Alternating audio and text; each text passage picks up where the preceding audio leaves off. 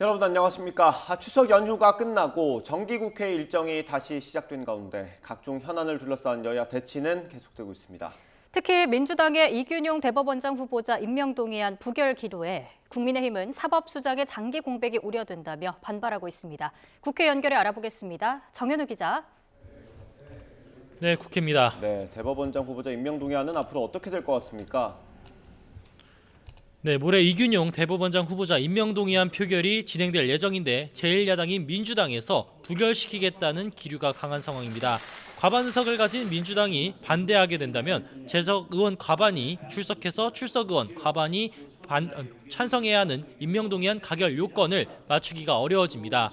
대법원장은 장관과 달리 국회 동의가 꼭 필요한 만큼 이럴 경우 이균용 후보자 임명은 어려워집니다. 민주당은 오후 의원총회를 통해서 표결 방향을 최고종적으로 정할 예정인데 재산 신고 누락 등 부적격 인사라는 전반적 기류가 크게 달라지진 않을 것으로 보입니다. 오늘 의총에선 최상병 수사 외압 의혹 특검 법안을 모레 본회의에서 패스트트랙으로 지정하겠다는 방침 역시 재확인할 날 것으로 예상됩니다. 반면 국민의힘은 큰 흠결이 없는 후보자를 민주당이 문제 삼는다며 헌정사 초유의 대법원장 장기 공백이 민주당이 말하는 민생이냐고 비판하고 있습니다. 최상병 사건 특검을 두고도 이재명 대표 방탄용이라고 지적하면서 민주당이 내일 개최를 단독 의결한 김행 여가부 장관 후보자 인사청문회에 참석하지 않겠다며 맞불을 놓고 있습니다. 이처럼 각종 원내 현안을 두고 대치가 가파른 가운데 오늘 오후엔 여야 원내 지도부 간의 상견례 자리가 예정돼 있습니다. 노란봉투법과 방송 3법 등 쟁점 법안을 둘러싼 여야 갈등의 실타래를 조금이나마 풀 수 있을지에 관심이 쏠리고 있습니다. 서울 강서구청장 보궐선거 일주일 남았습니다. 여야 경쟁 치열해지고 있죠? 네, 그렇습니다. 일단 서울 강서구청장 후보 보궐선거는 오는 11일에 치러집니다. 오늘로 딱 일주일 남은 상황인데요. 추석 연휴에도 유세에 열을 올렸던 여야는 총력전에 돌입한 상황입니다. 국민의힘 의원들은 김태우 후보와 함께 일정을 소화하고 있는데 윤희석 대변인은 논평에서 민주당 구청장들의 방치와 달리 추진력 있는 행정 전문가인 김 후보는 지역 발전을 끌어낼 수 있을 것이라고 강조했습니다. 민주당 지도부는 강서구 현장 최고위원회를 열고 지역 간담회 일정 역시 소화했는데 홍익표 원내대표는 최고위 발언에서 이번 선거에선 윤석열 정부를 심판해 앞으로 나가야 한다며 진교훈 후보에게 힘을 실었습니다. 이런 가운데 건강 회복에 집중하면서 병원에서 휴식을 이어가는 이재명 대표가 모레 보궐선거 사전투표 시작 전에 활동을 재개해 지원 유세에 나설지 역시 관심인데요. 이 대표가 제안한 민생 영수회담을 두고도 여당은 본인의 정치적 위상 회복용이라고 비판하고 민주당은 야당을 모욕하면서 협치의 기회를 날린다고 맞서는 등 진통 역시 계속되고 있습니다. 지금까지 국회에서 전해드렸습니다. 지난 8월 우리나라 전 산업 생산이 2년 6개월 만에 가장 큰 폭으로 증가했습니다. 반도체 생산이 반등한 영향이 컸습니다. 반면 소비는 2달 연속 감소세가 이어졌습니다. 취재기자 연결합니다. 이승은 기자.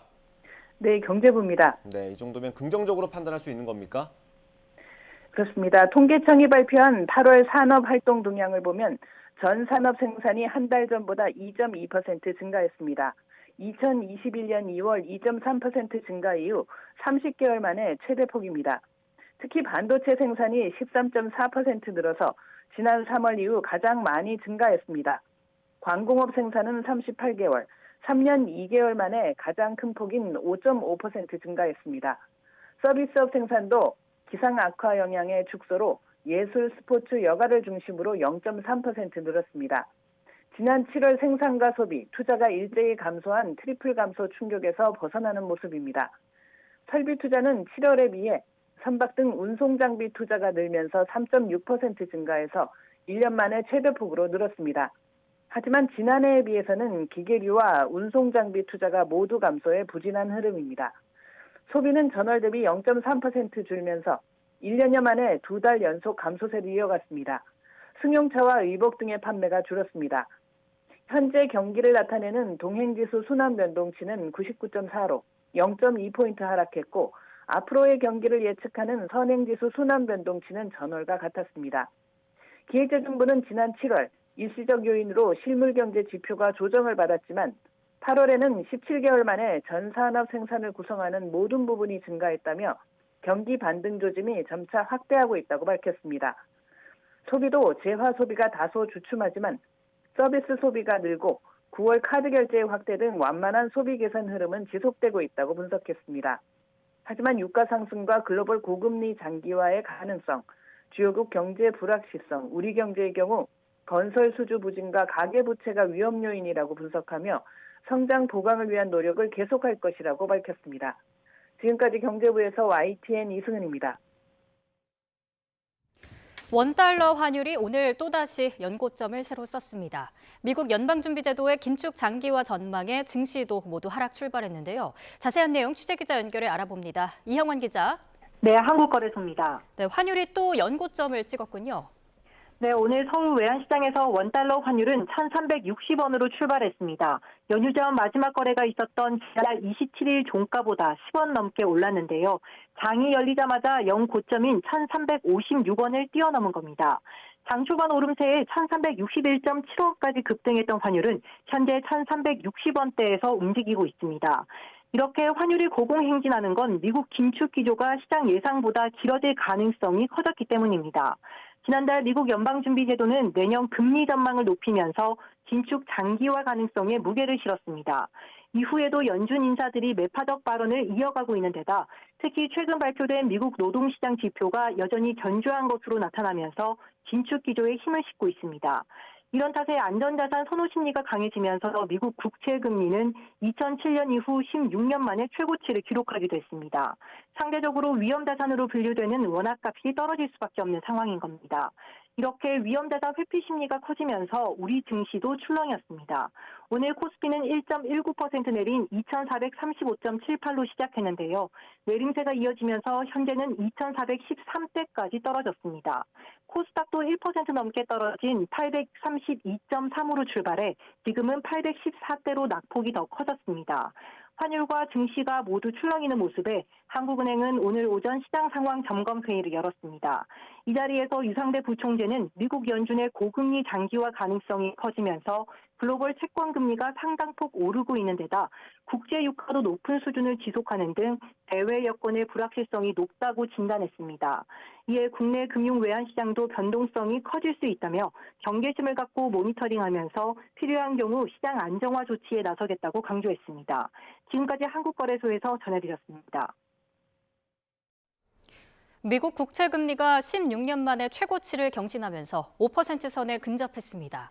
미국의 고금리 전망이 계속 이어지고 있기 때문인데요. 신웅진 기자가 취재했습니다. 세계 채권 거래의 기준이 되는 10년 만기 미 국채 금리가 연 4.8%를 넘어섰습니다.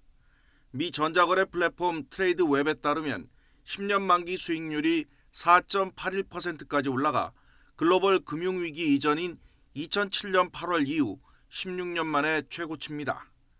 지난달 27일 4.5% 선을 돌파한 데 이어 상승 추세를 이어가고 있습니다. 30년 만기는 4.95%로 5%선 돌파를 눈앞에 두며 역시 2007년 10월 이후 가장 높은 수준입니다. 미 연방준비제도의 고금리 정책이 기존 예상보다 오래갈 것이란 전망 때문입니다. 노동지표도 악재로 작용했습니다. 미 노동부가 발표한 지난 8월 민간기업 구인 건수는 961만 건으로 전달 대비 7.7%포인트 증가해 시장 전망치 880만 건을 크게 웃돌았습니다. That indicates that the job market's probably still pretty tight, and that makes it harder to kind of break that last bit of inflation that we're tackling right now. 채권 금리 급등의 여파로 뉴욕 증시 3대 지수는 1%대 하락했습니다. 뉴욕 증권거래소에서 다우존스 30 산업평균 지수는 430.97포인트, 1.29%포인트 하락한 33,002.38로 거래를 마쳤습니다. 스탠더드앤푸어스 500 지수는 1.37%포인트, 나스닥 지수는 1.87%포인트 떨어진 채 장을 마감했습니다. 채권 금리와 맞물려 달러화 가치도 연중 최고치를 계속 갈아치우고 있습니다. 런던 선물 거래소에서 주요 6개 통화에 대한 달러화의 가치를 반영한 달러화 인덱스는 107.35까지 올라 지난해 11월 이후 가장 높은 수준입니다. YTN 신홍진입니다. 미국의 권력 서열 3위인 케빈 메카시 하원 의장에 대한 해임 결의안이 가결됐습니다. 공화당 강경파 8명과 민주당 재석 의원 전원인 208명이 찬성표를 던지면서 의장 축출에 성공했습니다. 미국에서 대통령과 부통령에 이어 권력 서열 3위인 하원 의장 해임 결의안이 통과된 건 사상 처음 있는 일입니다. 이번 해임안은 공화당 강경파가 셧다운을 막기 위한 임시 예산안 처리에 반발해 결의안을 제출하면서 이뤄졌습니다. 해임된 케빈 메카시 하원 의장은 역사적 오명을 쓰게 돼 불운하다면서도 셧다운을 막기 위한 타협에 후회하지 않는다고 말했습니다.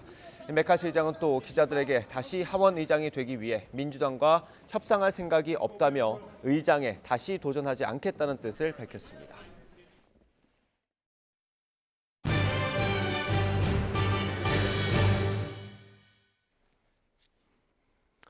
네, 정치권 이슈 짚어보겠습니다. 국민의힘 박정화 의원, 민주당 장철민 의원과 함께합니다. 어서 오십시오. 네, 엿새 동안 연휴가 굉장히 길었습니다. 직장인들은 편하게 쉬었을 거고요. 아마 두 분께서는 굉장히 바쁘셨을 것 같은데 어땠습니까? 지역 민심을 좀 들어보고 싶습니다. 일단은 연휴가 굉장히 길어서 그리고 명절 문화도 좀 많이 바뀐 것 같아요. 그래서 시장을 좀 많이 좀 다니고 장보기 행사도 했는데 예년만 못한 것 같아요. 시장 경기도. 그래서 네. 일단 어렵다는 얘기들이 많이 있죠. 전반적으로 민생 경기가 굉장히 침체되어 있다는 네. 걸 느낄 수 있었고 그렇다 보니까 여야 불문하고 왜 이렇게 정치권이 싸움만 많이 하느냐라는 그 얘기 많이 들었어요. 그래서 반성도 많이 하고 아무튼 보면은 지금 굉장히 경제 상황도 어렵고 이런 상황에서 여야가 뭔가 돌파구를 좀 찾아서 민생 챙기는 일에 좀 매진해야 되는 것 아닌가. 이게 결국에는 지금 뭐 당장 있는 강서구청장 선거도 그렇고 내년에 있을 총선에서도 성적표 요인이 되지 않을까라는 생각이 들었습니다. 하여튼 굉장히 어려워들 하고 있다는 걸 많이 느꼈어요. 네, 키워드로 하나 꼽아보자면 어떤 게 있습니까? 많이 들으신 단어 중에. 이거 어렵다죠. 네, 정말로 사실 최근에 이제 저희 여의도 중앙정치가 워낙 복잡하다 보니까 네네. 저도 지역 민심 정치를 참 오랜만에 두루 넓게 이번에 네. 할 수 있었는데 정말 너무 어렵다는 얘기를 정말로 많이 하십니다. 정말 이 경제가 워낙 어렵고 특히나 지금 윤석열 정부가 이런 경제 문제에 대해서 거의 손을 놓다시피 하고 있기 때문에 그런 문제들에 대한 민심이 정말로 거의 흉악하다시피 할 정도로 큰 실망감을 가지고 계시구나. 뭐 또 그 과정에서 또 이 여의도 정치가 보여드리는 모습들이 사실은 요즘에 조금 좋지 않은 모습들이 꽤 있지 않았습니까? 네. 그래서 정치 좀 똑바로 해라 이런 질타도 많이 받았고요. 그래서 저 개인적으로도 그렇고 이번 명절을 계기로 특히나 이번에 이제 그 이재명 대표에 대한 구속영장이 기각되면서 더 이상 이런 말도 안 되는 정치 검찰의 행태 같은 것들이 이 여의도 정치를 오염시키면 안 된다라는 것들도 국민들께서 확실히 인지를 하고 계시기 때문에 정말로 이번 명절을 계기로는 우리 국회가 좀 바뀌는 그런 상황이 됐으면 좋겠다라는 생각을 저도 함께 할 수 있었습니다. 여야가 좀 협치를 하려면 여야 대표가 만나든 대통령과 야당 대표가 만나든 만나긴 해야 될 것 같은데 일단 이재명 대표가 구속영장 기각된 이후에 영수회담을 다시 한번 전했고요. 대통령실은 지금 생각이 변하는 게 없는 것 같습니다. 기자들이 물었더니 드릴 말씀이 없다. 8번째인 것 같죠? 예. 그러니까 글쎄요, 민주당은 아니라고 얘기하고 우리 민주당 대변인을 통해서 민생을 챙기기 위한 회담이라고 얘기는 합니다만은 저는 그 의도가 순수하거나 아니면 투명해 보이지가 않아요. 그러니까 대통령이라는 거는 행정부 수반이잖아요. 네. 행정부 수반인데 좀 전에 장 의원님 말씀 주셨지만 우리 국회가 지금 엉망이에요. 저는 작년에 국회 들어가서 이제 1년여 정도 이제 경험을 해봤는데 하루도 정상적으로 운영되는 날이 없었어요. 그건 돌아가 보면 결국엔 이재명 대표의 문제에서 기인한다고 저는 보고 있거든요. 그러면 우선은 국회 정치를 정상화시켜야지. 국회 정치를 복원을 하고 난 다음에 그 다음에 여야가 국회가 뜻을 모아가지고 행정수반인 대통령과 만나서 뭔가 얘기를 하는 게 맞는 수순이지. 여당 대표하고는 만날 생각이 없고 갑자기 의제도 없이 민생 얘기하자고 하면서 대통령을 만나야겠다고 또 앵무새처럼 8번째 말씀하시는 게 저는 무슨 의미가 있나. 이건 정치적인 의도 외에는 달리 해석할 방법이 없다고 봅니다. 그리고 제가 만약에 청와대 대통령실 참모라 하더라도 지금 검찰이 정치한다고 하고 있고 그다음에 검찰 공화국이고 그 정점에 대통령이 있다고 생각을 하는 게 민주당 인식이잖아요. 이런 상황에서 그럼 대통령이 어떻게 지금 이미 한 건으로는 좀 재판을 진행 중이고 나머지 건들에 대해서 피의자 신분에서 진행되고 있는데 어떤 일이 어떻게 생기고 어떤 일이 어떻게 포장이 될 줄 알고 두 분이 만나라고 권유할 수 있을까라는 생각이 들어요. 제가 참모라면 저도 반대했을 것 같은 생각이 들어요. 그러니까 네. 우선은 제가 볼 때는 국회 내에서 국회 상황을 정상화시키고 난 다음에 그 다음에 만나는 게 그리고 이런저런 그 민주당 인식도 정리가 되고 난 다음에 만나는 게 옳지 않나라는 생각이 네. 제 생각입니다. 알겠습니다. 민주당 쪽 의견 듣기 전에 저희가 조금 전에 속보가 하나 들어와서요. 한덕수 국무총리가 포털 사이트 중국 응원 댓글과 관련해서 여론 왜곡 조작 방지 범부처 TF를 구성하라고 지시했습니다. 최근에 아시안 게임에서 이제 우리나라와 중국이 대결을 하는데 중국 응원 댓글이 더 압도적으로 많았다, 비정상적으로 많았다는 의혹이 제기됐고 그것과 관련된 한덕수 국무총리 지시 사항이 속보로 들어왔습니다. 아시안 게임 한중전을 전후해서 포털 사이트, 포털 서비스 다음에 중국 응원 댓글이 수천만 건 쏟아진 사태와 관련해서 방통위 긴급 현안 보고를 받았고요.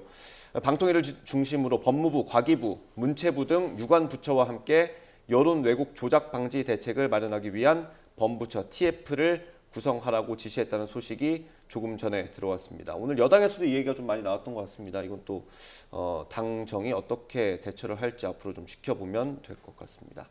네, 이 정도로 정리하고요. 네, 민주당 얘기를 좀 들어보겠습니다. 뭐 영수당 관련된 말씀 좀 드리면 아니 정치인이고 국회의원이고 야당 대표인데 당연히 정치적인 의도가 있는 거죠. 근데 그 의도가 뭐냐? 정말로 그 이재명 대표가 이재명 대표님께서 기각당한 다음에 검찰 이야기하고 이 지금의 정치 검찰의 행태에 대해서만 규탄하고 오히려 더 우리 정치를 정말 갈등과 대결의 장으로 끌고 들어갔으면 그러면 정말로 잘못되는 거죠. 근데 오히려 이제 여러 가지 지금 대통령실이나 윤석열 대통령이 얘기했던 것들 상황 좀 정리됐으니까 정말로 국민들을 위한 이야기를 우리가 해보자라는 그런 제안을 하는 거고요.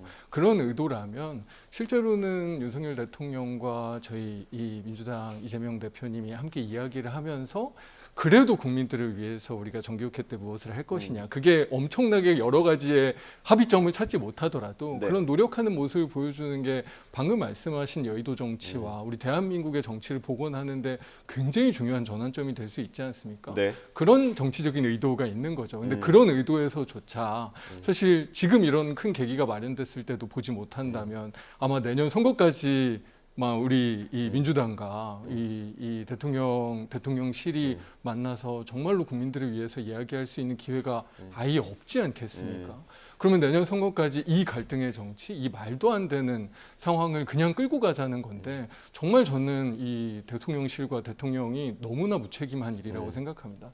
지금은 굉장히 거대한 합의를 이루지 못한다고 하더라도 정말로 진지하게 허심탄회하게 국민 삶의 고통에 대해서 공감하고 뭔가 찾아가는 노력이라도 해주는 것이 국민에 대한 도리다라고 생각합니다. 이게 여소야대 정국이고요. 정기국회에서 해야 되는 일들이 많지 않습니까? 정부 여당 입장에서는 가장 중요한 게 예산안이 있을 텐데 어쨌든 그 좀 얽혀 있는 걸 풀어가려면 야당 대표를 좀 협조하도록 끌어내는 게 필요할 것 같은데 정상적인 상황이라면 그렇죠. 정상적인 상황이라는데 제가 이렇게 주변에서 이렇게 본 지가 정치권을 쳐다본 지가 굉장히 오래됐는데 최근처럼 이렇게 복잡하고 어려운 상황이 별로 경험을 해보지 못했어요. 저는 그러니까 윤석열 정부가 탄생하고 나서 취임하고 이재명 대표가 국회의원 선거에 출마를 하고 대표가 되고 난 다음에 이루어진 일들이라고 봅니다. 그러니까 아까 말씀드린 것처럼 대통령과 뭔가 얘기를 하고 민생을 논의하고자 한다면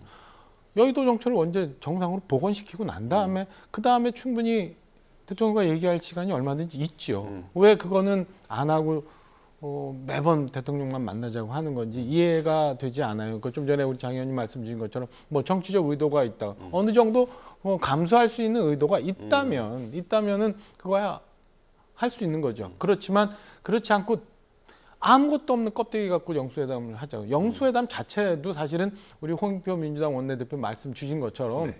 그것도 시대에 맞지 않는 얘기예요. 생각 자체가 네. 여의도 정치를 복원해서 여야 간 대표 간에 합의해서 진행을 하면 되는 일이고 그 다음에 정부를 설득할 일이 있다면 대통령을 그다음에 만나면 되지. 지금 대통령 만나서 어떤 얘기를 어떻게 풀어가자는 건지 그러면 여당은 완전히 패싱하는 건가? 이런 생각도 들거든요.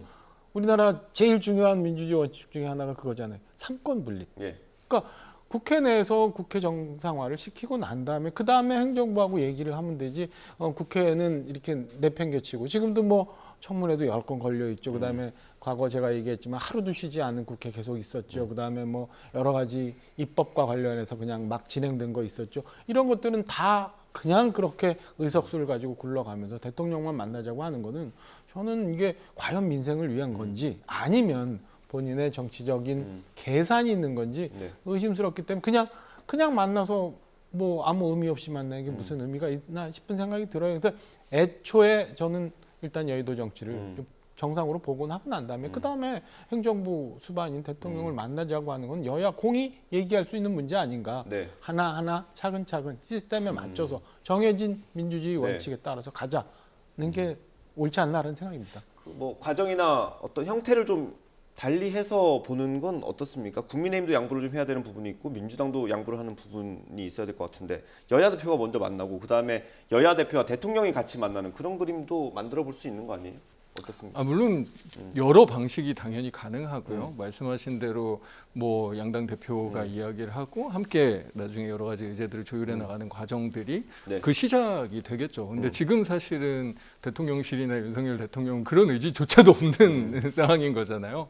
그리고 그냥 이 당대표끼리 먼저 봐라 이렇게 얘기하는데 정말 진지하게 궁금한 게 정말로 지금 국민의힘 당대표든 원내대표든 지금 민생 현안 문제가 됐든 여러 가지 국정 현안 문제에 됐든 권한이나 이런 게 있긴 있으신지 전 궁금하거든요. 실제로 여의도 정치가 제대로 돌아가지 않는 그 이 뒷맥락들을 보면 아무리 원내대표들끼리 협상을 해도 아무리 무언가를 해도 그냥 용산에서 거부하면 끝. 이게 끊임없이 반복되고 있지 않습니까? 그럼 그 물꼬를 터야죠. 어떤 방식으로든. 그러면 가장 사실 쉽고 가장 국민들께서 납득하기 좋은 것들은 사실 이재명 대표와 윤석열 대통령이 우리 여의도 정치를 복원합시다.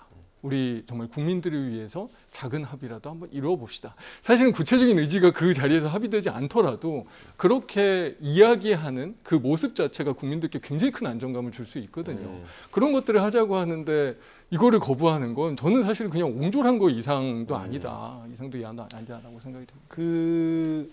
이제 누구라고 실명을 말씀드리긴 좀 부담스럽고 그런 어떤 분이 민주당 중진 의원이 그렇게 얘기를 해요. 라디오 방송에서 박광원 전 원내대표가 굉장히 힘들어했다. 그러니까 라디오 방송에서 한 거면 실명하셔도 될 것 같은데요. 굉장히 힘들었다. 그러니까 공간을 만들어주지 않았다. 그러니까 당 지도부가 이재명 대표를 중심으로 해서 강경파의 이 최고위원들이 박광원 원내대표에게 공간을 주지를 않아서 여야 간 협상이 굉장히 어려웠다. 똑같은 상황이라고 지금 그러니까 대통령이 옹졸하다고 말씀하시니까 드리는 말씀인데 지금 보면은 최고위 중심으로 이재명 대표를 중심으로 한 최고위가 친명 체제로 색깔이 강경하게 가면서 사실은 원내 지도부한테 룸을 주지 않고 겉으로는 이재명 대표 민생 얘기하지만 나머지 최고위원분들 그다음에 나머지 지도부들은 굉장히 강경하게 나가고 있거든요. 그러니까 여야 간의 협상할 여지가 없어지는 거예요. 그러니까 그거부터 정상적으로 만들어 주시고 그다음에 민주당 아까 말씀드린 것처럼 이게 뭐 검찰이 모든 걸 다 하고 있다. 지금 마치 영장이 기각된 것을 무죄가 된 것처럼 포장해서 막 얘기하시는 것들 이런 인식 자체도 좀 바꿔놓으시고 그거는 검찰에서 사법부에서 정리할 문제라 생각하고 민생만 오롯이 고민하자고 한다면 저는 우리 김기현 대표 그다음에 윤재욱 원내대표 다 마음을 열어놓고 협상할 분들이라고 생각합니다. 그러니까 그런 것 우선 좀 정리를 해서 하나씩 가다 보면 왜 안 될 게 있어요. 국민들 생각한다면 못할 일이 뭐가 있다고 봅니다. 알겠습니다.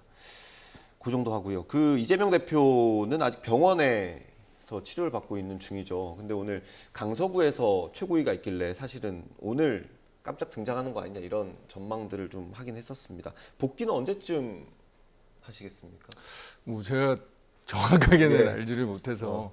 근데 지금 오늘 뭐 강서구 최고위에 참석을 하셨든 안 하셨든 지금 이 이재명 대표님께서 모든 관심사와 모든 그 노력을 강서구 선거에 집중하고 계신 거는 너무나 확실한 일이고요. 아마도 복귀를 하신다면 강서구 선거에 어떻게 도움이 될 수 있을 것인가, 어떻게 큰 이 압승을 통해서 윤석열 정부의 폭정을 드러내는 그런 어떤 선거로 우리가 그 결과를 도출해낼 것이냐, 네. 이거에 아마 가장 관심을 두시고 복귀 일정을 잡지 않으실까라고 생각합니다. 그 이재명 대표 복귀와 함께 관심이 가는 게 체포동의안 표결 때 가결표 던진 의원들에 대한 징계 여부잖아요. 그게 의원 5명의 실명을 써서 청원이 올라왔다고 하더라고요. 그게 5만 명이 넘으면 당에서 응답을 해야 되는 거잖아요. 그 다음 절차는 어떻게 밟게 될 것 같습니까? 윤리심판론 얘기가 나오긴 하던데. 저는 사실은 지금 가장 중요한 거는 네. 이 당이 그 분열되지 않는 게 사실 가장 중요하거든요. 네. 그래서 저는 사실 이 문제에 대해서는 당에서 최대한 네. 이재명 대표님께서 복귀하고 당무가 정상적으로 가동되기 전까지는 저뿐만 아니라 이 집안 문제에 대한 이야기를 최소화하는 것이 이거는 정말로 이 정치 검찰의 네. 그런 의도나 어떻게 보면 우리 이 국민의힘이나 대통령실에서 가장 좋아하는 일을 만들지 않는 것이다. 이재명 대표님께서 당무 복귀를 하고 네. 그 다음에 이 강서구 보궐선거에서 네. 확실한 승리를 하고 난 이후에 그 알겠습니다. 다음에 이야기를 하는 것이 맞지 않는가. 뭐 언급을 안 하신다고 하니까 이쪽에 여쭤볼 수밖에 없습니다. 간략하게 예상을 하면은 이재명 대표가 영장실질심사를 받기 전의 모습과 받고 난 후의 모습이 저는 조금 많이 다르더라고요. 급속도로 회복이 되셨더라고요. 그래서 이후에 또 며칠 굉장히 지났기 때문에 저는 내일 모레 금요일부터 사전투표가 있잖아요. 맞습니다. 그러니까 아마 사전투표 직전이나 아니면 주말 내에 강서구에 등장을 할 거다. 그래서 이제 좀 기운찬 모습으로 강서구 선거를 지휘하는 듯한 모습을 연출해 낼 거고, 그 이후에 이제 선거 이후에 저는 이재명 대표는 지금도 이제 당 대변인들도 그렇게 말씀하시고 대표도 뭐 그렇게 얘기했다고 하니까 민생이라는 걸 얘기를 하면서 이 강경파 최고위원들이 정청래 최고위원을 중심으로 해서 이 강경파 최고위원들이 지금 얘기하는 소위 말하는 오적, 네. 오적에 대한 고름을 제거하고 외상값을 받는 그런 것들은 강하게 진행할 거라고 봅니다. 그러니까 비명계의 대표적인 몇몇 분들은 이제 당내에서 고사 내지는 축출되는 이런 과정을 저는 연말까지 좀 민주당이 진행하지 않을까라고 그러니까 침묵으로 예상을 해요. 동조할 거라는 말씀이신 거죠. 이재명 침묵. 대표가.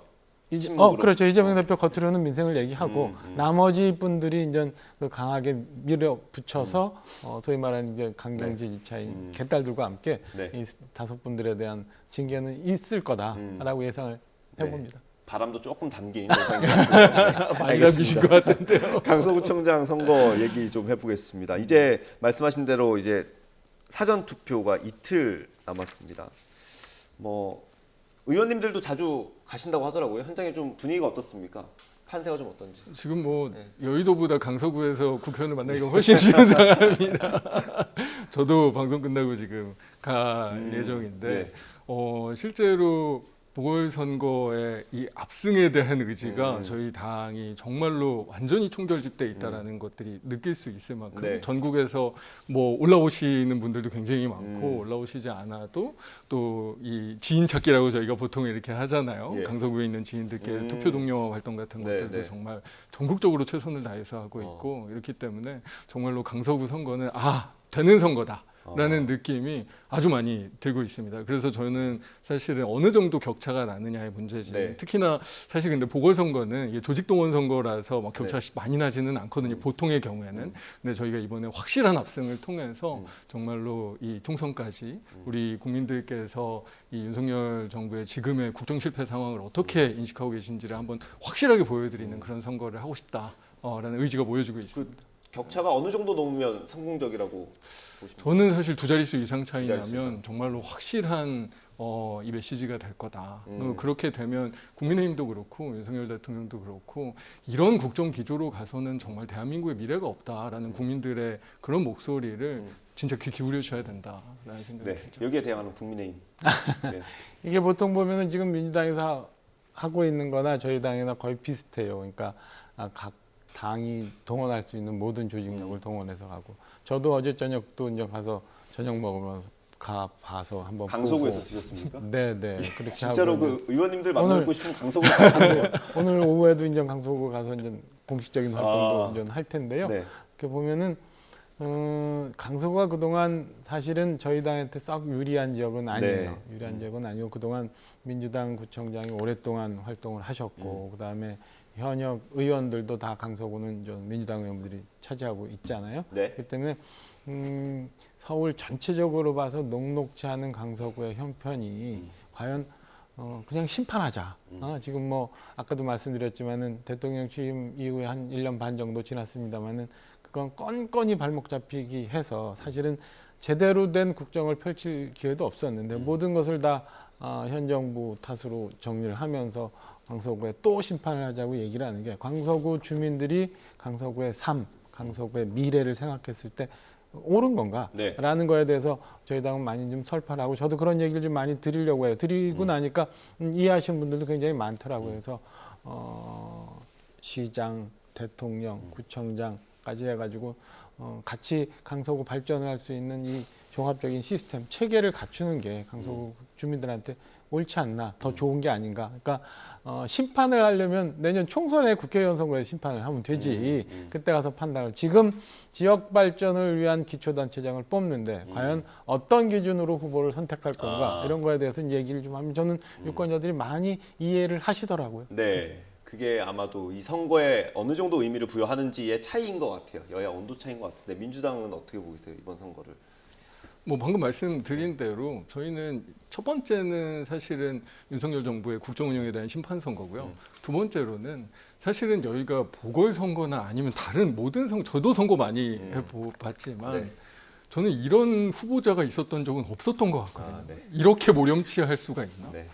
어떻게 본인 때문에 생긴 보궐선거를 몇 달 만에 사실은 수십억의 예산을 들여서 치르면서 그 태도도 조금의 사실은 부끄러움이나 죄송함이나 어떤 공적 책임감에 의한 진중함이나 이런 것들은 전혀 없고 정말로 뻔뻔함과 모렴치의 극치인 후보자를 내세워서 선거를 치르고 있지 않습니까? 네. 사실은 윤석열 정부의 국정 운영에 대한 심판이기도 하지만 이런 방식으로 사실은 이 선거를 대하는 국민의힘에 대한 심판도 분명하게 저는 작동할 거다라고 믿고 또 그런 어떤 이 분명히 배경이 있기 때문에 저희가 당에서 아주 진짜 총력을 집중을 하고 있는 거죠. 여야 지도부가 모두 이제 유세에 나가서 지지를 호소하고 있으니까요. 아마도 이게 중요한 선거는 맞는 것 같은데 이준석 전 대표는 좀 안 좋게 진단을 하고 있더라고요. 18%포인트 정도 질 것 같다. 이준석 전 대표의 얘기니까 뭐 그렇게 그냥 그려려냐고 듣고 있습니다. 거기다가 뭐 과학적으로 분석한 거라고 하던데. 이후에는 좀 비대위가 어떻게 되고 뭐 이런 얘기까지 하는데 한번 예. 결과를 갖고 뭐 이거는 얘기하면 될 것 같아요. 근데 글쎄요, 이준석 대표가 지금 당원권이 정지돼 있는 상태잖아요. 얼마 안 남긴 했죠. 얼마 남진 않았는데 당원권이 정지돼 있음에도 불구하고 그래도 우리 당 대표였었고 그다음에 지금도 이제 당원권은 정지돼 있지만 당원이잖아요. 예. 저렇게 너무 평가를 하는 게 옳은 건가라는 예. 생각이 우선 들어요. 좀 서운하다는 생각도 우선 들고. 근데 어디서는 그렇게 해석하던데요. 이준석 전 대표가 18%를 얘기했기 때문에 그 안으로만 들어오면 선전한 거다. 그거는 이준석 대표가 18% 얘기한 거나 비슷한 논리 같아요. 이렇게 평가할 만한 내용이 아닌 것 같아요. 어쨌든 그래도 당원의 한 사람으로서 한 표라도 더 보태주고 당이 조금 더 잘 되게 얘기하는 게 옳지 않나라는 생각이 저는 개인적으로 들고요. 18% 얘기했는데 글쎄 그렇게까지 날까라는 생각이 들어요. 지금 온 당력을 다 지금 동원하고 있고 네. 분위기도 상당히 뭐 그렇게 비관적이진 않다라는 얘기도 좀 들리고 있으니까 결과를 한번 들어보고 최선을 다하고 결과를 한번 보고 얘기해야 될 문제인 것 같습니다. 아마도 민주당에서는 이 선거에 이길 거라고 생각을 하기 때문에 좀 이 영향이 내년 총선까지 좀 이어졌으면 좋겠다라고 생각하실 것 같은데 어떻습니까?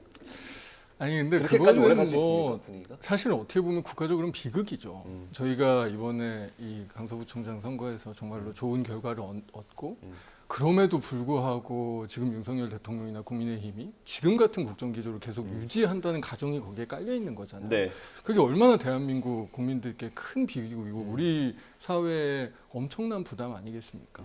사실 국민들께서 어떤 메시지를 주시면 그거를 정말 뭔가 순응하고 어떻게 하면 더 좋은 정치를 할 것인가를 끊임없이 고민하면서 해나가는 게 사실은 책임인데요. 네. 근데 그런 것들이 지금 윤석열 정부가 정말 그렇게 할 것이냐 굉장히 비관적이죠. 오히려 더 독주하고 더 일방적으로 하고 지금 사실은 장관 후보자들 뭐 인사청문회도 지금 하고 뭐 내일 네. 뭐 이렇게 하기는 하지만 그런 인사에 있어서나 아니면 다른 어떤 정책 운영에 있어서의 오히려 독주 체제를 더 강화하면 그렇게 된다면 정말 총선에서 어마어마한 심판을 받겠죠. 알겠습니다. 일단 사전 투표가 내일 모레입니다. 이재명 대표가 언제쯤 현장에 유세를 하러 나설지 그것도 좀 관전 포인트가 될 것 같고요. 앞으로 좀 지켜보도록 하겠습니다. 다음 주제로 넘어가겠습니다. 김행 여가부 장관 후보자 인사청문회가 원래는 내일로 예정이 돼 있었는데 이게 날짜를 정할 때 여당은 회의에 참석을 하지 않았던 거예요. 근데 그러면 청문회 때도 지금 참석을 안 한다라는 기류가 있는 모양인데 그렇습니까 실제로 어떻습니까? 원내 지도부 한번 제가 정확한 상황 확인해 보지 못했습니다만은 현재 기류는 그런 것 같은데 그게 옳은 건지에 대해서는 좀 생각해 볼 필요는 있는 것 같아요. 우선은 아까 말씀드린 것처럼 국회를 정상화시키고 여의도 정치를 복원하는 게 중요한 건데 민생을 얘기하고 민생 고민하자고 하면서 저렇게 일방적으로 일정 잡아서 청문회를 강행하자고 하는 게 과연 무슨 뜻인지 이해하기가 어려운 상황이에요. 만약에 여당, 저희 당한테 이제 청문회에 들어와라라고 요구하기 전에 만약에 합의되지 않은 일정이었다면, 합의되지 않은 증인을 통한 청문회라면 날짜 조정하면 되잖아요. 그럴 만한 마음은 없는지 모르겠어요. 오히려 이런 상황이라면 정말 민생에 대해서 생각해보고 추석 민심을 들어봤다면 저는 원내대표 회동이 오후에 있는 것 같은데 거기서 날짜 조정하고 다시 합의해서 청문회 일정 잡자라고 하면 되잖아요. 청문회에서 그동안 있었던 의혹 다 들어보고 국민들이 그걸 보고 판단하게끔 하면 그게 맞는 거지. 그냥 이렇게 강행하겠다라고 하는 게 과연 옳은 건지. 그러니까 겉과 속이 다른 것을 이번에도 또 보여준 단면이라고 저는 생각합니다. 근데 이게 물리적으로요? 국회 일정이 이제 곧 국감이 10월 10일인가부터 시작이 돼요. 그럼 네. 그때부터는 사실상 어려운 거 아닙니까? 청문회가? 아니 뭐 국감 일정 조정하더라도 하면 되죠. 그러니까 청문위원들이라서 그 상임위에 있는 모든 의원이 들어가는 건 아니잖아요. 그렇기 때문에 청문위원으로 선정이 되신 분들은 상임위 국감 일정을 조금 조정을 하거나 뭐 하면은 저는 충분히 있을 수 있는 일이라고 생각합니다. 네, 민주당. 근데 사실 되게 웃기지 않습니까? 이게 인사청문회를 할 수 있는 일정이 어차피 국정감사 때 말씀하신 국정감사 때문에 뭐 이번 주 목요일 금요일 뭐 이틀 정도밖에 없었어요. 네. 근데 청문회 보이콧도 그렇지만 일정 잡는 것까지도 보이콧한다? 여당이? 그리고 날짜도 어차피 빤한데 무슨 뭐 날짜에 선택지가 여러 개 있는 것도 아니고 이거는 보이콧 하려고 사실은 이미 생각을 한 거죠. 국민의힘이. 그리고 뭐 방금 국감 일정 조정하실 수 있다고 얘기했지만 여감 있는 겸임 상임이라 다른 이 여가 위원들이 전부 다른 상임에서 국감을 합니다. 다음 주에. 그래서 절대로 이게 국감 중에 청문회 잡는 게 거의 아예 불가능한 그런 수준의 이 청문회거든요. 그러면 목요일 금요일 두 일정 중에 빤한데 그럼 사실은 저는 뒤에 전략적인 판단이 있다고 생각합니다. 국민의힘이 김행 후보자를 방어하기가 굉장히 쉽지 않다. 차라리 청문회 자체를 안 하는 게 나을 것 같다. 이런 판단이 분명히 있는 것 같고 저는 두 가지인 것 같아요. 하나는 뭐 우리 국민의힘 김웅 의원께서도 이야기했지만 이거는 오히려 형사적으로 처벌할 사항이지 청문회를 할 대상이 아니다라고 얘기할 만큼 지금 뭐 그게 통정매매가 됐든 주식 파킹 의혹이 됐든 너무나 명백한 이 위법 요소들이 있다라는 점 하나랑 특히나 이 지금 이 자본시장 관련돼서는 사실은 뭐 김건희 여사나 그 일가와 관련된 여러 가지 의혹들이 있었던 게 자본시장법 위반 관련된 사항, 통정매매와 관련된 사항들이었었잖아요. 그러니까 이런 문제들이 국민적인 관심사로 다시 불거지는 것들이 국민의힘이나 대통령실 입장에서는 굉장히 조금 두려워하시는 게 아닌가. 그런 의미에서 국민의힘이 인사청문회 자체를 그냥 안 해버리고 그냥 늘 하던 대로 그냥 강행을 하면 어차피 국감이니까 약간 이런 계산법을 가지고 계신 게 아닌가라는 의문이 들 만큼 사실 너무 말이 안 되는 일이거든요. 여당이 인사청문 일정 자체를 보이콧하고 인사청문회를 보이콧한다는 게요. 반박을 좀 과한 해석이라 너무 과도한 해석이라 반박할 필요가 없는 것 같은데 아까 말씀드린 것처럼 일정 다시 조정해갖고 잡으면 되죠. 그거를 뭐 내일 굳이 해야겠다고 강행하는 게 네. 저는 무리이고 네. 거기에 많은 것들이 함축돼 있다고 봅니다. 알겠습니다. 뭐 오늘 민주당 신임 원내 지도부와 국민의힘 원내 지도부가 상견례를 한다고 하니까 아마 거기서 좀 또 다른 합의가 있을 수도 있을 것 같습니다. 그거 한번 지켜보면 될 것 같고요. 마지막으로요. 이균용 대법원장 후보자 임명 동의안이 6일이죠. 6일 날 이제 표결이 있을 예정인데 민주당은 부결 기류가 강한 거죠? 명확합니다. 부결될 겁니다. 그렇습니다. 특히 이균용 의총을 후보자 했습니까 오늘? 합니다. 이제 해요? 오후에 하는데 뭐 기류 정도가 아니라 거의 저뿐만이 아니고 이균용 후보자는 대한민국 사법부 수장으로서는 정말 너무나 부적절하다라는 인식을 정확하게 하고 있고요. 저는 사실은 당내에서 거의 이견이 없을 것 같습니다. 특히나 이 인사청문회에서 보여준 여러 가지 태도, 오히려 사법부 수장이 법이 모른다고 한다거나 아니면 여러 가지 그게 뭐 이 무슨 편법 관련된 것들이 굉장히 많이 드러났잖아요. 네. 재산시고 누락 이슈든 증여세 탈루 의혹이든 뭐 자녀 인턴 관련된 이야기든 굉장히 다양한 문제들이 드러났는데 네. 의혹이 제기되는 건 제기되는 건데 이거를 대하는 사법부 수장의 태도라는 게 정말로 대한민국 사법부의 그런 어떤 그 독립성과 중립성 그리고 정말 이런 법정신을 지켜나갈 수 있는 후보자냐 그 부분에 대한 판단이 이미 사실은 내려졌고요. 사실 그러면 유일한 이 이균용 후보자에 남아 있는 건 대통령이랑 친하다 이거 하나거든요. 그거만으로 사실은 이 대법원의 수장을 국회가 동의를 해준다는 거는 저는 정말 말도 안 되는 일이라고 생각이 들고 오히려 저는 최근에 사실은 우리 이 이재명 대표님에 대한 기각 결정 이후에 오히려 사법부의 독립성과 이 명확한 객관성이 얼마나 중요한 것인가라는 국민들께서의 그런 어떤 생각들도 지금 많이 갖고 계실 거거든요. 이럴 때일수록 사법부가 굉장히 중요하다라는 취지에서라도 저희가 확실한 이 부결 결정을 통해서 이 사법부가 오히려 독립성과 중립성을 지켜나가는 사법부를 지키는 그런 행위를 저희가 해야 된다라고 믿고 있습니다. 이게 뭐 마냥 오래 비워둘 수는 없는 상황 아니겠습니까? 그렇죠. 아까 저희가 화면에서 봤지만 사실은 대법원장이 없는 공석기관이면은 선임 대법관이 진행을 해야 되고 또 임기가 만료되는 대법관들에 대한 임명 제청도 안 되는 상황이고 그다음에 사법부리 최근에 다 알고 계시는 것처럼 신뢰에 대해서 문제가 또 많이 있었잖아요. 이런 것들 바로 잡아야 되는데 그런 게 다 미뤄지는 거죠. 그러면 전 민주당에 다시 한번 여쭙고 싶은 거예요. 그러니까 이균용 후보자가 나름은 해명하려고 했고 부실했던 부분에 대해서는 그 송구하다는 얘기도 했고 근데 과연 그걸 갖고 당론으로 부결을 하고자 한다.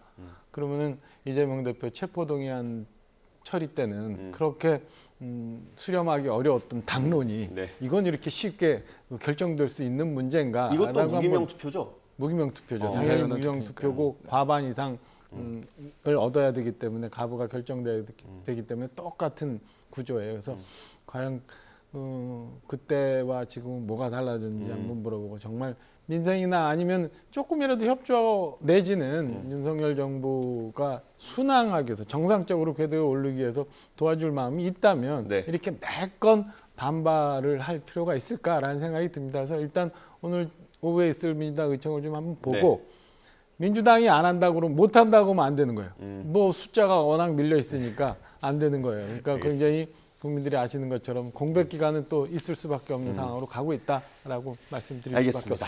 뭐 표결은 6일이지만 오늘 민주당의 의원총회 결과를 보면 이균용 대법원장 후보자 임명 동의안 결과는 대략 알 수 있을 것 같습니다. 그거 지켜보시면 되겠습니다.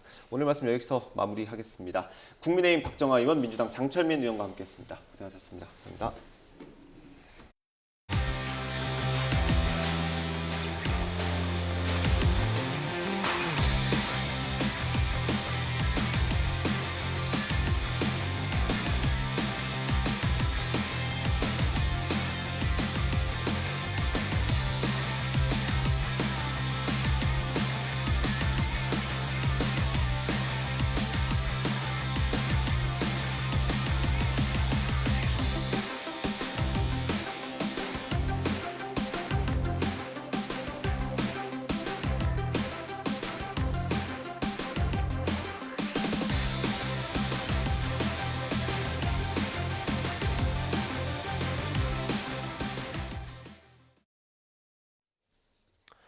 태국 수도 방콕의 한 대형 쇼핑몰에서 총기 난사 사건으로 중국인과 미얀마인을 포함해 최소 2명이 숨지고 5명이 다쳤습니다. 현장엔 우리나라 관광객도 많이 있었는데 확인된 피해는 없다고 대사관 측이 밝혔습니다. 황보연 기자의 보도입니다. 널찍한 푸드코트가 보이는 쇼핑몰 1층. 갑자기 어디선가 총소리가 연달아 들립니다. 놀란 고객들이 황급히 쇼핑몰을 빠져나가면서 일대는 순식간에 아수라장이 됐습니다. But suddenly a lot of people just run away. Some Thai people told me we should run away. And I asked why, and they said because there's some terrorism. 태국 방콕 대형 쇼핑몰 시암 파라곤에서 괴한이 총기를 난사했습니다. 중국인과 미얀마인 등 최소 2명이 숨지고 경비원을 포함해 여러 명이 다쳐 병원으로 옮겨졌습니다. 미처 밖으로 도망치지 못한 사람들은 대형 수족관이 있는 지하 2층 안쪽으로 몸을 숨겼습니다. 그 사람들이 갑자기 아쿠아리움에 무조건 다 들어가라 그러더라고요, 안쪽으로. 극장이 하나 있더라고요. 그 극장으로 사람들이 다 들어갔고요. 대략 그 안에 사람들이 한 40-50명 정도 들어갔던 것 같고. 출동한 경찰은 현장에서 14살 소년을 용의자로 체포해 총기 입수 경위와 범행 동기 등을 조사하고 있습니다. เขามีความเหมือนจิตเวชครับเขารักษาอยู่ที่โรงพยาบาลราชวิถีแล้วก็ไม่ได้ทานยาก็มีความรู้สึกว่ามีคนมาพูดว่าต้องยิงคนนี้ต้องอะไรเขามีเหมือนมีตัวเขาอีกคนนึงเท่าที่เราสอบถามเด็กเบื้องต้นนะครับ 사건 현장에는 추석 연휴를 맞아 태국을 찾은 우리나라 관광객도 많았던 것으로 전해졌습니다. 꽤 많았었어요, 한국 사람. 대사관에 전화하니까 여기저기 대피해 있는 것 같다고 사람들이. 별다른 전화가 오기 전까지는 가만히 있어달라고. 현지 우리 대사관 측은 총격에 의해 직접적인 피해를 당한 우리 국민은 없는 것으로 파악됐다고 밝혔습니다. 태국에서는 총기 관련 대형 사건이 최근 자주 일어나고 있습니다. 지난해 10월에는 전직 경찰관이 보육시설에 총기를 난사해 어린이 22명을 포함해 최소 34명이 숨졌고 지난 4월에는 방콕의 클럽 밀집거리에서 총격 사건이 발생해 8명이 다치기도 했습니다. YTN 황보연입니다. 서울 강남의 빅3 입시 학원과 이른바 일타 강사로 불리는 유명 학원 강사들이 수능 출제진에게 거액을 주고 문제를 거래한 혐의로 경찰 수사를 받고 있는 걸로 확인됐습니다. 수사 대상에는 메가스터디를 비롯한 출판 계열사, 시대인재 학원 운영사인 하이컨씨, 그리고 대성학원 관련사와 종로학원의 모의고사 업체 등이 포함됐습니다. 또 수학의 일타 강사인 현우진 씨와 수학 강사 정상모, 이창무 씨, 지리 강사 전성호 씨도 수능 출제 교사들에게서 문제를 사들인 혐의로 수사받고 있는 걸로 확인됐습니다. 공정위는 사교육 업계 9곳의 불법 부당 광고를 확인해 위원회에 심사 보고서를 상정했습니다. 부당 광고는 교재 지필진 경력을 거짓으로 표시하거나 학원 수강생과 대학 합격생 수를 과장한 경우 환급형 상품 거래 조건을 기만적으로 표시한 사례 등 19건입니다. 킬러 문항이 배제된 9월 모의평가 결과 국어와 수학 표준 점수 차가 크게 좁혀진 거로 나타났습니다. 이제껏 수학 고득점자에게 압도적으로 유리했던 입시가 바뀔 수 있다는 전망이 나오는데요. 영어는 최저 등급 맞추기에 비상이 걸렸습니다. 김연아 기자입니다. 9월 모의평가는 국어와 수학 표준점수 최고점이 142점과 144점으로 지난 6월 모의평가 때 15점 차에서 2점 차까지 좁혀졌습니다. 국어 만점자 역시 6월에 10분의 1 아래로 급감했고 수학 만점자는 2,520명으로 6월 모평 때보다 4배 가까이 늘었습니다. 국어에서 EBS 연계 지문을 늘렸어도 선택지가 어려워져 점수 받기가 힘들어진 겁니다. 문학 부분에 대한 어려움이 좀 많이 있었던 걸로 보여요. 문제를 풀어나가는 과정이라든지 아니면 답이 되지 않는 것들도 좀 분석을 해가면서 공부를 하는 게 필요하겠다라는. 수학은 최상위권을 걸러내던 킬러 문항이 사라지면서 1등급 내 점수 차가 17점에서 9점까지 좁혀졌습니다. 상위권 입시에선 수학보단 국어 점수가 변별력을 갖게 될 수 있다는 얘기입니다. 1등급부터 만점까지도 점수 차이가 별로 안 나는 형태로 이제 바뀐 시험으로 보이기 때문에 1점 1점이 굉장히 중요할 거거든요. 실수를 줄이는 마무리 학습을 하는 게 무엇보다 필요할 것 같습니다. 영어는 절대평가인데도 1등급 4.3%, 2등급 13%대로 전년 대비 반토막 수준입니다. 수험생 입장에서는 수능 최저등급 충족에 비상이 걸렸습니다. 수학이 결국은 킬러 문항을 배제를 하려다 보면 변별하기 위해서 국어하고 영어가 상대적으로 어렵게 나오는 거고 이 정도까지는 어렵게 충분히 나올 수 있다고 생각하고 지금이라도 이게 영어 학습량을 좀 어느 정도 올려야 됩니다. 과학탐구는 표준점수 최고점이 89점으로 특히 과탐2 모두 지난 수능보다 높은 수준이라 과탐2 표준점수를 그대로 반영하고 가점도 주는 서울대 경쟁에선 주요 변수가 될 전망입니다. 전문가들은 9월 모의평가가 킬러 문항만 없을 뿐 대체로 어려운 시험이었다며 N수생이 역대 최다 응시하는 것까지 고려하면 재학생은 수능 최저등급 충족을 위해 남은 기간 자신이 약한 과목에 더욱 시간을 배분해야 한다고 조언합니다. 특히 선택지마다 뭐에 맞고 틀렸는지를 더욱 꼼꼼하게 공부하는 것이 중요하다고 강조합니다. YTN 김연아입니다. 선선함이 감도는 오후입니다. 낮 동안 대체로 예년 이맘때 기온을 보이겠는데요. 오늘 서울이 한낮에 23도, 남부지방은 대구가 25도까지 올라 어제와 비슷하거나 조금 높겠습니다. 중서부와 전북에는 차츰 비가 내리겠습니다. 예상되는 비의 양은 5에서 20mm로 적겠고요. 비의 지속 시간도 짧겠습니다. 다만 벼락과 돌풍, 쌀락, 우박이 동반되는 곳도 있어 주의가 필요하겠습니다. 오늘 중부 서해안과 강원 산간에는 초속 15m 이상의 강한 바람이 불겠습니다. 또 남해안과 제주도를 중심으로는 너울성 파도가 높게 일겠습니다. 오늘 낮 기온은 대부분 25도 안팎까지 오르겠습니다. 서울 23도, 대전 24도, 부산 26도가 예상됩니다. 오늘 밤 사이에는 북서쪽에서 찬 공기가 남하하면서 날이 부쩍 쌀쌀해지겠습니다. 내일은 서울 아침 기온이 10도, 모레는 9도까지 떨어질 전망입니다. 날씨였습니다. 이어서 뉴스앤이슈 2부가 방송됩니다. 저희는 잠시 뒤에 돌아오겠습니다.